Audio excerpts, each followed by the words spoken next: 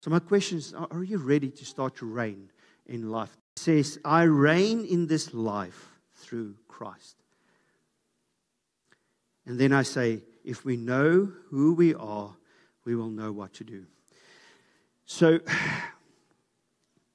I can speak from experience that when you go through the deepest, darkest times in your life, those times where you question your ability to hear God's voice or to make right decisions, or you even question if God is present in your life. I don't know if you've gone through those times. Those times where you feel, man, can it just be a little bit easier?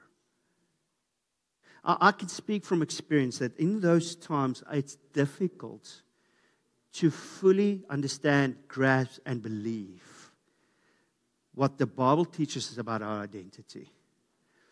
And what I've discovered in those times where I'm down and out and I'm crying my heart out, I'm bawling. You know those type of cries that you get? That's ugly cries. Do you know what an ugly cry is? It's snot, it's tears, it's hair. In those times, I've discovered that if I start to confess this truth over my life about who God says I am, that I'm accepted, that I'm loved by Him, and that He cares about me. And I really know those times I don't feel it.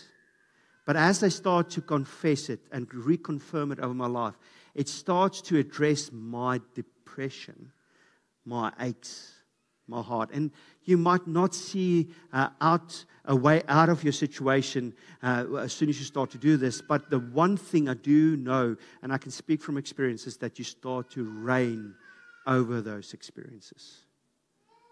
So my question is, are you ready to start to reign in life? But the one thing I know I can reign over is in those deep, darkest moments is the way I see God and the choices I make because He strengthens me.